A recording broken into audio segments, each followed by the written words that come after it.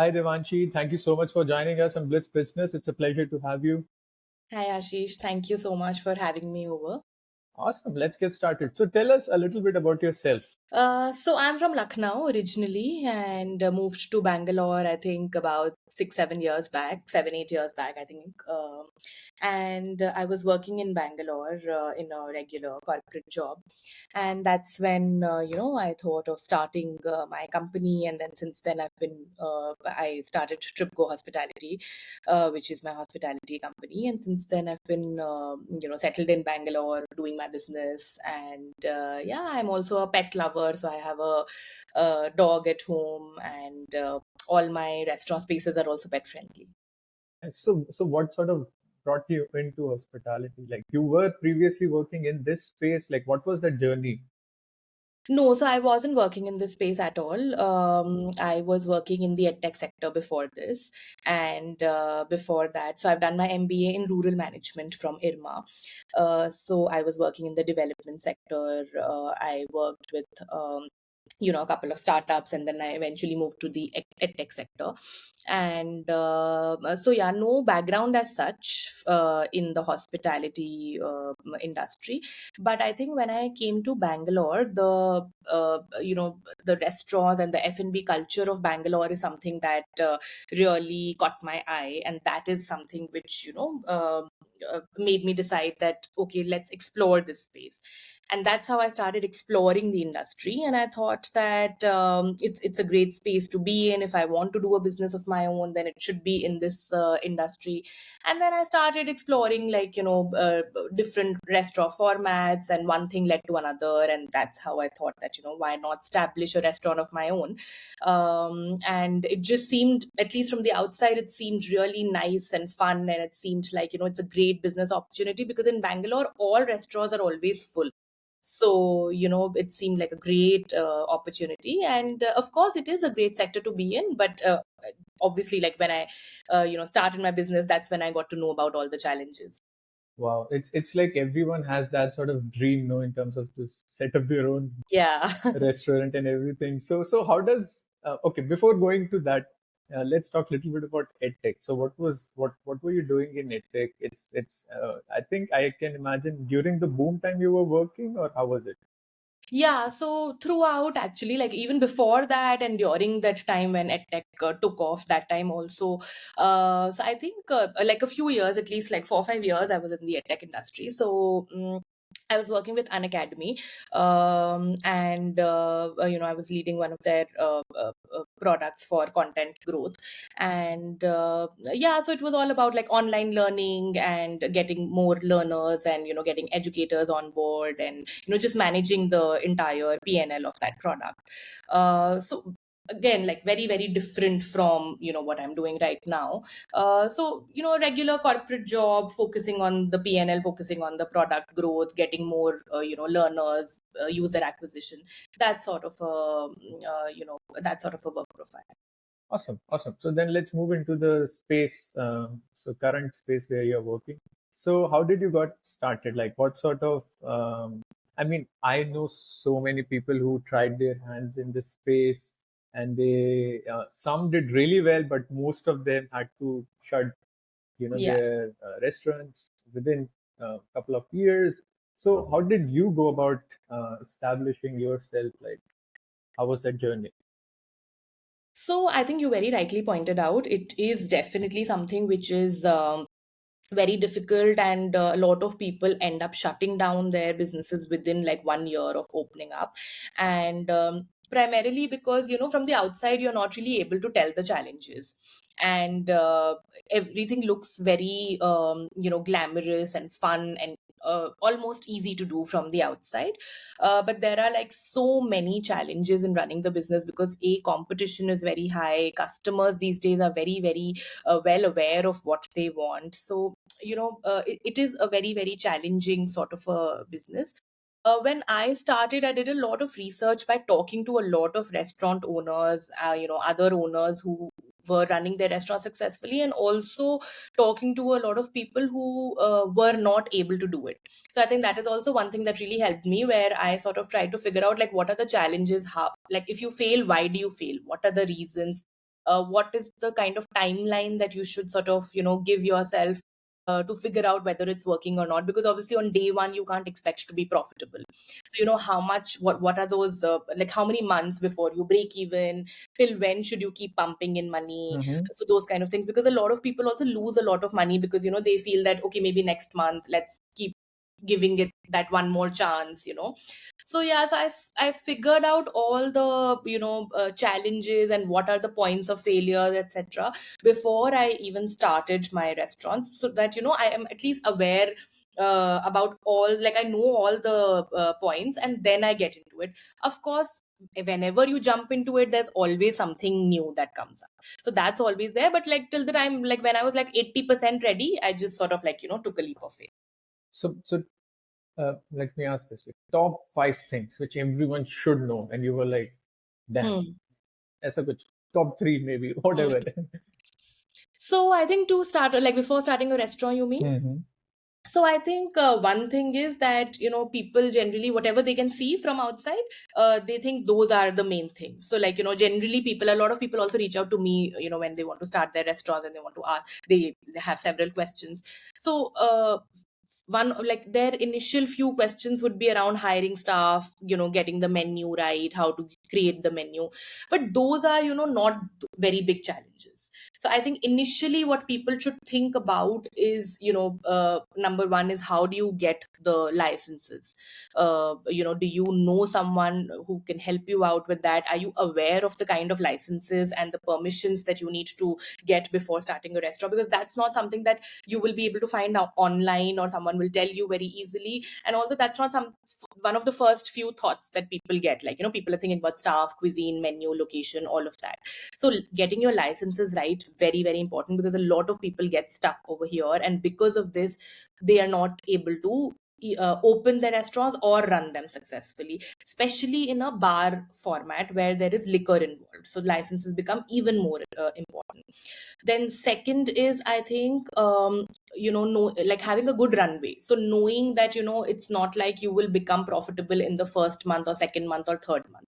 So a lot of people plan for the initial investment properly, but having that runway operational, to be able to manage the operational costs every month, that is very important, and that is something that a lot of people don't account for. Or maybe they will have very, like just maybe bank balance for the next 2 3 4 months, but I think minimum 6 to 7 months is required, because if there are lots of things that you can't sort of like plan for in the beginning.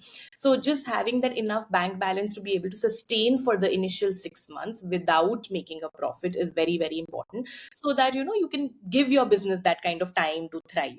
Yeah. What sort of capital is that you're looking at for these 6 7 months after opening, etc., etc., like to keep the lights on? So yeah, so that I think, I mean, it depends on what kind of business you're doing, what kind of losses you're making. It completely depends on that. So like, let's say if you're doing a revenue of 20 lakhs a month, but your costs are 25 lakhs, so then need like 5 lakhs a month. So it really depends on how you're doing. But like, I mean, once when you are, it depends on like number of seats that you have, what kind of revenue you're expecting, and accordingly you should plan for it. And ideally for a restaurant that is sort of successful, or that it's going to become successful, every month the revenue should obviously increase, right? So if in first month, if you're doing 10 lakhs, let's say your cost is 15 lakhs and you're doing 10 lakhs, second month you should do 12 lakhs, third month you should probably break even and do 15 lakhs. So every month it will keep going down. Ideally, if it is not going down, then that is like a sort of a red flag. So that also you should be able to very quickly figure out within the first 3 to 4 months.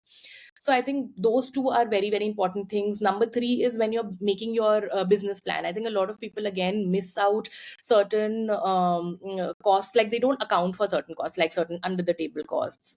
It's the reality. It is there. We can't say no to it. It is So the who takes these sort of under the table costs? Like what are these under the table costs? So there are lots, right? Like, you like right from 100 rupees to, let's say, a peon or a clerk who's sort of like, will get you a meeting with someone, to, like very big amounts. So that's there. Like, I mean, a lot of people don't talk about it, but yeah, a lot of like all these government officials, and to get your licenses, people take money. everything for every signature you have to get, or every approval you have to get on your licenses, you have to pay some money. And depending on the rank, or depending on the kind of license you're getting, or what format, like if it's a small cafe, then the bribes will be smaller. If it's a big restaurant and bar, the amount will go up. So these kind of costs a lot of people don't account for, number one. Number two, obviously there's no information about it, right? Like you can't go and ask, acha bribe kitni milti What is the rate? Yeah.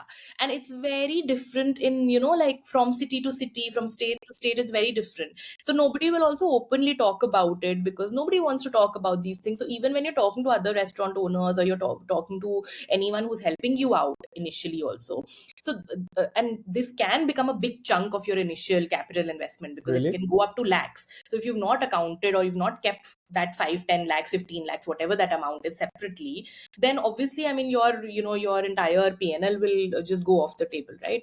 So I think these three things are very important, which a lot of people will not sort of think about before starting off. And typically, Devanshi, is it like this is one time under the table or annual recurring No, sort it of is an annual. I mean, it's a recurring thing. So certain things are monthly, which you have to keep paying off monthly, and certain things are annual, but it's a recurring cost. wow.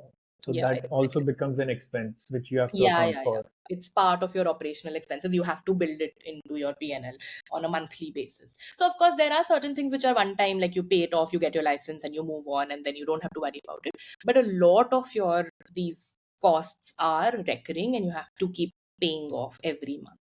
Understood. And then, what sort of formats are currently working in India? So I have seen, I have seen different sets of format, but I don't understand like as a business, which is a more profitable format for a first timer, for example. People are, if someone is listening and they also want to try and build, what is that less risky format to go with? Like selling burgers, selling vada pav. I don't know. Like what is that sort of So, see, it's very difficult to say which is less risky, because there can be, like, in terms of initial risk, I think to do something without liquor, like a normal restaurant or a cafe, is easier, less risky, less problems, less challenging. But then the revenue is also lesser.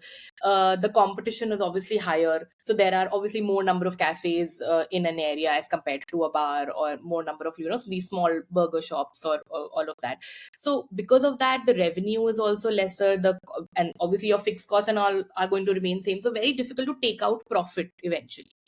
And versus if you get into like a bar format, that is very difficult initially. Lots of like high barriers to entry. Getting the licenses is difficult, running the place is difficult, huge capital investment in the beginning. But then there are, because of all of these factors, obviously competition is slightly lesser over here. There is much more opportunity to make higher revenues, and the margins are higher. So that way, trade-off? you have to choose. Hmm. Ultimately it's about knowing what you want to do, because the challenges are there everywhere, and you have to figure out what kind of business you want to set up. And uh, whether I mean, it's really about like believing in the concept and what works for that place. Also, I feel in India it's very, very location specific, right? Like in one neighborhood, what will not work in another neighborhood. Like even if in Bangalore, even in like cities like Goa now, I think the F&B scene has really changed, right? So I feel that a place which is near, let's say, like a shack kind of a place, will be very different from like a place which is not facing the water, right? So that kind of a thing. So even in cities like Bangalore and Bombay and Delhi, something which will work in like an HSR layout in Bangalore might not work in Indranagar in Bangalore. So very area specific also. So you have to be very, very, you have to see what area you're opening up in. What's your neighborhood like, what is their spending capacity, what kind of brands they like. So I think in very, very aspirational locations, very, very premium locations, like some like brands that work in Bandra in Bombay will definitely not work in like an HSR layout in Bangalore. So that's also there. So just to say that a very good burger place is a great format to go for is very difficult, because it really depends on your neighborhood.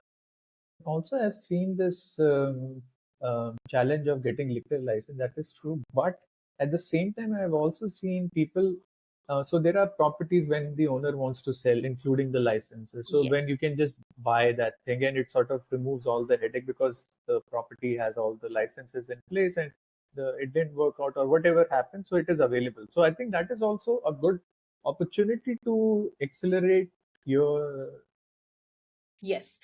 So I think you're very right in pointing that out. That is a great opportunity for especially people who are starting their business for the first time, because again, very easy, because most of the things are set up. License is attached, mostly because obviously there is a license. It was either like a restaurant or a bar or whatever, a pub before that. So a lot of interiors or a lot of designing of the space would already be done. Of course, you can change it as per your aesthetics, but a lot of structural things will already be ready, so you can just take over, make like do some minor changes according to your liking, and then start off that place. So definitely much easier as compared to setting up a completely new place from scratch and then getting a license over there, because getting a new license attached to an address is a much more difficult process as compared to just sort of getting the maybe the license name changed in your name or something. Correct. And the way I understand is to get the liquor license is based on number of seats or capacity, sitting capacity. That's how they charge the rates. Right? No. So this is a state specific thing. So excise comes under each state, whichever state you are opening up your bar or pub in. According to the state excise laws of that state, it will the process will change. So So very different in Karnataka, very different in Maharashtra, very different in UP. So in some states the government issues it every few years or every few months. The government will issue it. You can sort of like put in your name and try to get a lottery or whatever. So there's a different process. In Karnataka, government has stopped issuing new licenses for the last I don't know how many years. So there are these private owners and you have to sort of lease out the license from them. It just works like like when you're taking real estate.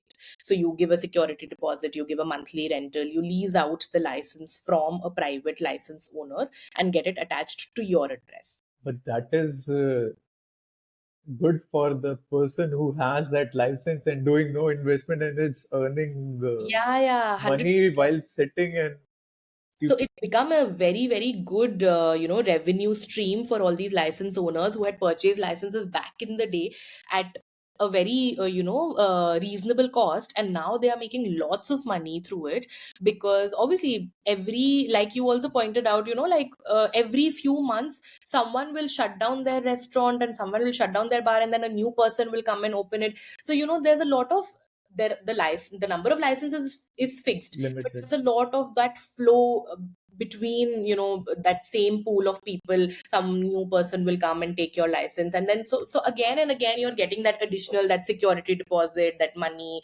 a monthly. So you're just sitting, and like obviously there are more number of people who want to open a bar as compared to the number of licenses that are available.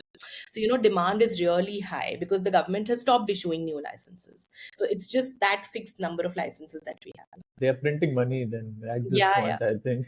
It's a Yeah, and more because it profitable works business. like real estate, it keeps increasing every year. There is an Really? increment. Yeah. Wow. What's the number we are looking at for getting a lease on this license? So in Karnataka, it's crazy, right? Like it is, I think so there are different kinds of licenses. Like a CL9 is a license that is required to run a bar and restaurant where where there's full, like a cocktail bar with food and all of that. That is a CL9 license.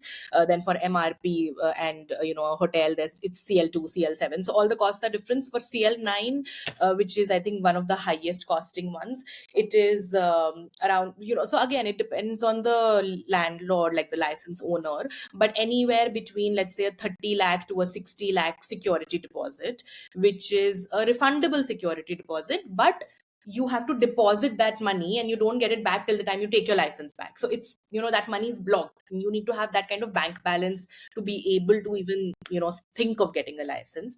So that's one. And then every month you have to pay the rent, which again can be anywhere between 2,80,000 to, like, let's say 3,80,000 a month, because again, it depends on the discretion of the license owner, and also each license is also slightly different. Like some licenses will have the draught beer license, the RVB license attached to it, so the value will go up, so on and so forth. So that's the rough cost of a CL9 liquor license in Karnataka. That is Yeah. bonkers. It's crazy. Like this, and why does someone need to deposit? Like, no, you will not tear the license. Like in real estate, you understand you can damage the property, you can take things out, break it. Like, Yeah. what is the logic here to deposit? Like, is it like a physical license you can run away with it or what? No, no, of course not. I mean, the license is in the name of the license owner only. Exactly. And but yeah, I mean, see, again, because the demand is so high, so if I am not ready to take it, someone else will. So it has become sort of it's become this valued limited resource, that the rates are just going up. And certain kind of security, I think, for the license owner, that the person who's running the bar should not do anything, because ultimately the license is in the name of the owner. So if the person who's running the bar will do something illegal, then even the license owner can sort of be questioned for it. So I think, to sort of just avoid that. But yeah, I mean, it's crazy, the amount of security deposit, 50-60 lakhs, just depositing that money. And obviously, if you're starting a business, you're starting it for like long term, right? You're not starting it for 3 years or 4 years if you're investing so Exactly. much money. So it's not like you're going to get it back anytime soon, because if you want to run it for 10, 15, 20 years, then that money is just blocked, and it's obviously an interest free deposit. Exactly. You're losing interest or Yeah. whatever opportunity in the markets you could have Yes. deployed. It would have doubled in 7, 8 years anyway. So, Yeah. wow, wow, wow, it's just blown away. I'm Yeah. like, wow. And then I assume the payments to be made are in cash because No, not so that's not, I mean, that is something which again depends on the license owner. So sometimes, yes, you can do a cash deal also with them, but a lot of license owner also get into like a proper agreement with the, people they give out the licenses to, and then you can do everything properly online, and all of that is fine. and so then moving on, I'm seeing a lot of formats coming in terms of in Delhi, especially BYOB. Yes. So for that sort of, so two question which always was in my mind, and now I have the right person to ask. So do for a BYOB you need a license because technically you are not selling liquor. Yeah, no, no, but you do need a license. Exactly what kind of license, even I'm not sure, but there is some kind of licensing required, because it's a commercial space where you are allowing the consumption of liquor. So, as such, if you see in a restaurant where you're only serving food, uh, liquor consumption is not really allowed, right? Like, you cannot allow people to consume liquor. But if you're allowing people to get liquor and then consume it in your premises, so then there is a sort of a License. license required for that. And there are lots of regulations for that also, that uh, like how many hours and how much liquor they can bring and what will happen, and the charges and all. So there are lots of regulations, so it's completely regulated. Understood. Otherwise everyone will just do Yeah, that. yeah, because I like just bring yours. Yeah, no, no, no. So how does these sort of format then make money? Because money is in liquor. Hmm. That's what I could understand. You're bringing your own liquor. You Hmm. have the license. You're not selling. You're Yeah. making money on food. So can you make that kind of money in food only? So of course there are margins in food also. That's why there are so many restaurants that work like Sure. only on food. But what happens, Ashish, in these formats is that to the customer it looks like it's BYOB. I'll bring my own liquor. But most of the times, these places, they restrict, like they will generally have their own MRP outlets right next to their restaurant, Yes. and they will allow liquor only from that MRP outlet. So Oh, yeah, oh, a lot of these places in Delhi that you're pointing out, so they will have that rule that only from that outlet the liquor will be allowed. It's not like you can just bring anything from home. So what happens over here is the license for these MRP outlets, the cost is much lesser as compared to getting a license for a restaurant, like to have like a full cocktail and beer menu in a bar. So that license cost is much, much higher as compared to getting a license for an MRP outlet. So that's how, so it's like double business basically. So you Yes, are investing lesser, but you're giving that environment, because obviously then somewhere your restaurant falls in between a full bar and just a restaurant serving food. yes, So you can do a little better, because people do want to, because there are a lot of people who do want to go and sit outside and have drinks with their food and all of that, but they also don't want to spend that kind of money on liquor. Purchasing liquor for them also from an MRP outlet is much cheaper, and obviously they can take it back and store it in their houses, right? They don't have to leave it there. So for them also, it's a win-win for both the restaurant owner and the customers.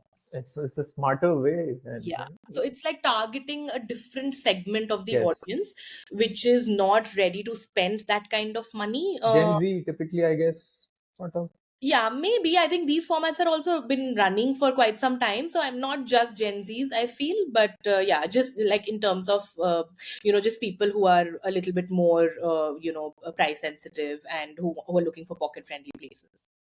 And typically, then, so what sort of restaurants where all you are currently running, Devanshi? So I have a bar in Bangalore in HSR layout by the name of Oyster Bar and Kitchen. Then I have a cafe by the name of North Star Cafe, again in HSR layout in Bangalore. And then I also have a service apartment in Gurgaon, which is by the name of Oyster Service Apartment. And from all these places, I also run multiple cloud kitchen brands, all these three locations. And in sort of the entire spectrum of different sort of categories of these things, which one is the most profitable one? Cloud kitchen, service apartment, restaurants. So most profitable in terms of, if you just talk about, like, the just purely in terms of the amount of money, I think obviously the bar is the most profitable, because highest revenue, it's also in terms of size, it's bigger. So, that also matters. And the cafe and the service apartments are much smaller as compared to that. So yeah, so that's the most profitable. Also, it's my first business venture under Tripgo Hospitality. So that's also there, that it's the oldest one. So, obviously, as the years progress, you learn so much more and you make your business better and all of that. So yeah, but in terms of, I think, just to answer your question very clearly, Oyster Bar and Kitchen is the most profitable, um, uh, because of the numbers that we can do on a monthly basis.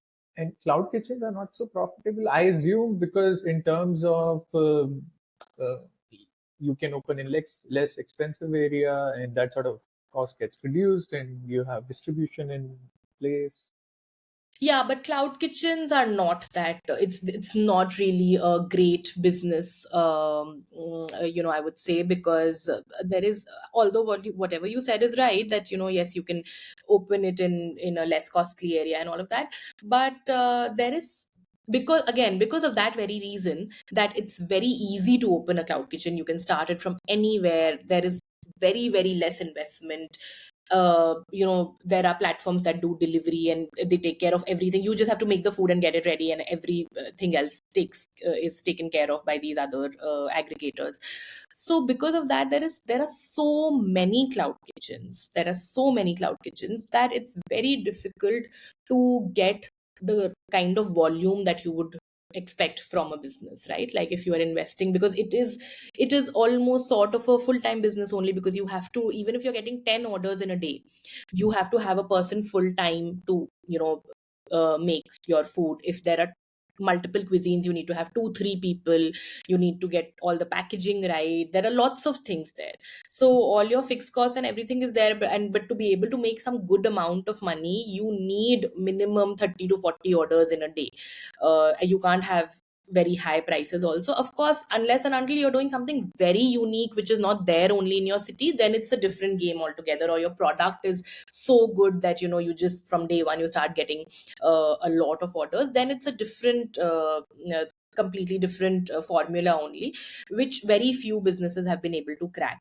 But by and large, cloud kitchens are good for people who already have restaurants and want to earn something just on the side, like just as an additional stream. Because, Yes. like, for example, for me, I have all the setup there. My Hmm. staff is there, my kitchen setup is there, everything is already there, menu is there. Anyway, everything is there. So why not, like, run cloud kitchens from that menu, so that that there's that additional stream that I get through. So exactly, that's the thing which I also noticed. It was like so same restaurant. Let's say they are gone by the name X, selling an item for 400, 500, whatever it is, and then I saw like the pictures are same, the dish is same, and it is like half the price. The brand name is different. I'm like, it is same. Yeah, I went yeah. back to the original restaurant and then in the cloud kitchen piece, and when I saw the location, yeah, so it's like they're operating under cloud kitchen, but Yeah, yeah, but yeah. That happens quite a lot because a lot of restaurants do that, no? Because it's especially during the lean periods, like let's say lunchtime or when, late yeah, night or whatever. So they can earn some extra money through that. wow, a lot of um, uniqueness and a lot of things. I mean, happening in this space. So then moving on, Devanshi. So how does someone finance this entire? Like it's a capital intensive without Hmm. saying it goes. It is a capital intensive piece, Yeah. or it is not meant for people with not having upfront capital.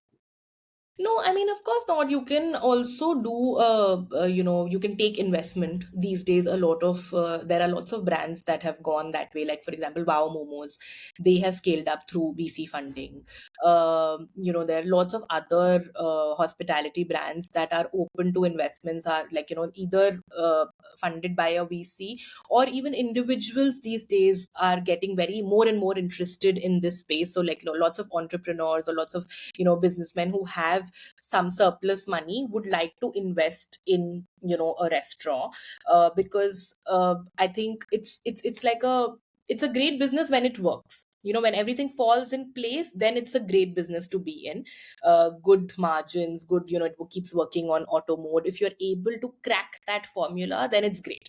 Of course, a lot of people are not able to crack it. That's why the failure rates are high. A lot of people think that they can do it, and thinking that, a lot of people enter into this industry, and hence the failure rates are so high.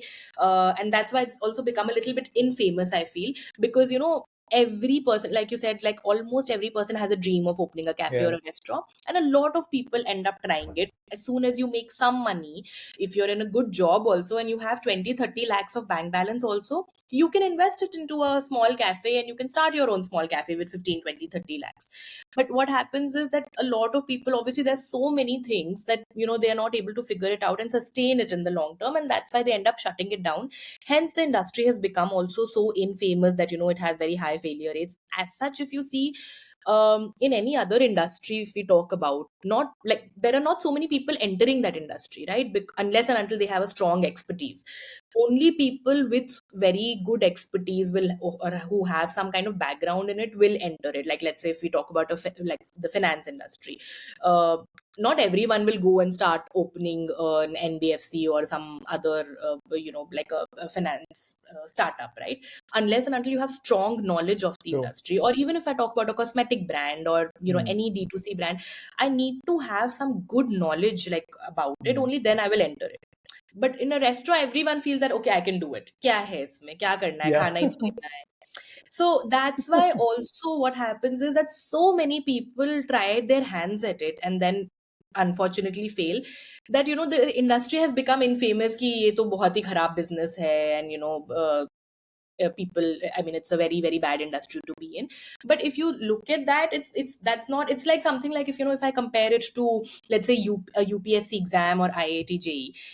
Every person like who has done who's taken science will appear for the IIT JEE entrance exam, whether they have prepared or not, whether they have the aptitude or not.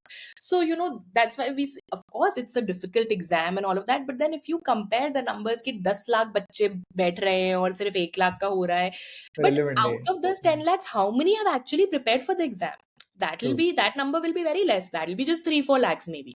So the percentage will really change if you look at the people who are actually serious about it. Because it's like, if you've taken science, just appear for IIT JEE. So it's like that. So for financing, I think, just to answer your question quickly, I think, of course, your own investments, your own funding, that's always there. Otherwise, you can also take funding. There are lots of new formats coming up these days, lots of new interesting concepts coming up, and a lot of VCs are interested in funding new restaurant formats. So you can take funding from either like angel investors or VCs. So that option is also always there. Understood. So, your favorite, actually, top three pan India restaurants? Like, you're like, wow, like top three. That's a Mm, okay, tough question because it keeps changing also. But I think so. Some of my recent favorites, I would say, would be I really like. I think in cafes, I would say Booji Cafe is something that I really like in Bombay, because I was blown away by their concept and by Priyank Sukija. That one. no, no, no. It's That a this is a different one. this is a different one. Okay. Yeah, Okay. this is not by Priyanka Khija. This is by Rajdeep. Is the name. Okay. So it's in Bandra, and it's a regular cafe that serves coffee and food and all of that cafe food. But one, their product is really good. Like anything you eat over there, anything you drink over there, you will really like it. And the amount of revenue that they do and the kind of crowd that they are able to attract is just crazy because no cafe can attract that kind of crowd. Whenever I'm looking at a restaurant, I'm looking at it from two perspectives, right? Like from a customer's perspective, whether I Basically. like it or not, and then again from a business perspective. So I think Bougie Cafe is one place which has really stuck with me because as a customer also I love the experience, the food, the coffee, everything. And as a business owner also, I'm just amazed by like how this person has been able to do something like this because it's really difficult to get that kind of to earn that kind of revenue through a cafe. What sort of revenue are you looking So I think that's I also don't know very clearly at? Yeah. because these are very insider information. I've asked a few people who've been working over there, Hmm. etc., etc. So I don't know if those numbers are actually correct and how much authenticity those numbers have. But I mean, of course, I know that somewhere those are right numbers because you can see, right? Like you can see for yourself Footfall, every yeah. day it is Hmm. crowded and there's so much waiting and it's become such a popular brand. So this is like from let's say like a 3,000 square feet kind of a space roughly, uh, 2,000 square feet, yeah, roughly around that much. It would be they are doing almost like 1 CR a month, and in fact upwards of that. I am telling you a conservative number, upwards of that, which is it's like Insane. some of the places with liquor also are not able to do that kind of business. Wow. And it's a Yeah. cafe. Oh, yeah. Yeah, it's a cafe, no liquor, nothing. And not some, actually, a lot of places with liquor also are not able to do that kind of a revenue in a month. In fact, very few places are able to do that kind of a revenue. So it's just crazy. And obviously, I mean, I'm sure their margins must be really good because if you're doing that kind of revenue, even if your costs also will have some kind of a ceiling, right? So it's great. And of course they have it's a great brand. He's been able to do an amazing job at whatever he's built. So I think Bougie Cafe is one Okay. brand. Then let's see. I think something that has really also stuck with me over the years is, the Big Chill Cafe in Delhi. Like it's been there for since so many years, right? So it's like an all-time favorite. And especially because I don't live in Delhi, every time I go there, it's something that I want to keep going back to. So since so many years also. So I think that's also important that you need to you like the place like over so many years, you get the same experience. So very few brands have been able to do that. And I think of course everyone talks about their banoffee pie, which is like uh, really popular across the country. And I've had like banoffee pies in so many places and never had something like that ever. So that's one other place. Then lots of other places are like coming to my mind. I think lots of brands from Bombay like Veronica's, O Pedro, etc. Difficult to choose like one because again it also depends on my mood. There is a place by the name of Sarposh in Bangalore, which is like a Kashmiri cuisine place. So even their staff is Kashmiri and they serve Kashmiri food. Again, very different because you don't get anything like that in Bangalore or any other city except in Kashmir. And I've had the actual the bazwan that they serve in Kashmir, and if you compare it to that, it's quite close. So, it's great food over there as well. So, yeah, some of these, I think Bastion by Shilpa Shetty, that's also a great, It's again, more or like a club, no? I mean, it's more like that. But then, I mean, I personally like the food and the vibe over there. And then again, from a business perspective, I feel they've done a great job. Whatever they've done, they've been able to make like I mean, of course, they do great revenue every month. So, yeah. I think one thing I can realize is I think you should create a list of these hidden gems at least, Yeah. like, and share within your network so people can try all these things. Yeah, yeah, yeah. So that I keep doing with all my friends and family. They keep asking for recommendations, and I always know these hidden spots, and they're like, "But how do you know about these places? Because it's not on Zomato or Yeah. anywhere." So yeah, we keep like I think within the restaurateur circle also we keep talking about all these recommended places. So in fact, right now when you said, I just got reminded of this place called Komal in Bangalore. It's a space which offers Mexican cuisine, a small space, live kitchen, very very good Mexican food. Even if you don't like Mexican food that much, like I personally don't like Mexican cuisine that much, but I loved that place. So it's quite nice. I think you need to create a wider network so people like me and others can also join in and be like, okay, awesome. So then, moving on and wrapping it up. So Devanshi, so what will be after this your entire journey and running all these different assets? Um, your key takeaway or things you wish you had known earlier, if you can go back in time and do something differently, um, something of that sort. I think something that I would have wished I knew earlier would be a little bit about marketing. So I think initially I struggled a lot with marketing and which channel works, which channel does not work. I tried lots of different ways of marketing, but then I realized that you need to have like concentrated efforts. And of course now social media and all of that is really upcoming. Even at that time it was like social media was a big thing, but I think now it's really picked up much more. So the whole influencer collab and all of that also really works. But I think one thing that really works is huge marketing efforts on Zomato. I think that really works for all restaurants. So you need to have like a good Zomato rating. You need to have good Zomato reviews. If you don't have that, then it's really difficult. And if you have that, it really helps you to get new customers, because I think that's one go-to platform for everyone to search for new restaurants and check photos and pictures. So I think what I mean, obviously, for everyone who's starting out, they're trying to explore multiple marketing channels, online, offline, everything. I also did that.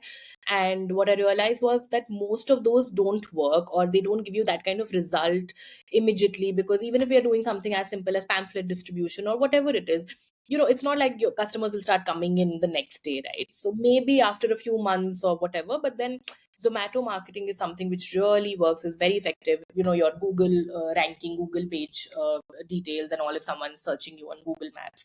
So those kind of things. So that's something that I feel that if I would have known, it would be really helpful. Other than that, I think, I mean, now, of course, in the hindsight, I can say that I managed pretty well. So I don't really I think everything was fine. Hmm. But at that time, it was like a very, very big struggle. So I think the only thing that I would like to change would be to just go back in the past and tell myself that, hold on, it's okay, it's going to be fine and it's going to work out. Awesome. No, really appreciated Devanshi for your time and sharing all these insights. I think every time I get someone in this space, I always get excited. I don't know. There is so much happening, and there is just I don't know. It's an exciting space to be in. So thank you. Yes, of Um, course. Like I'm sure like you get to know so many things right from the horse's mouth. So I think very interesting job that you have. Thanks a ton, Devanshi, for your time. We wish you all the success. Thank you so much, Ashish. Thank you. It was a lot of fun.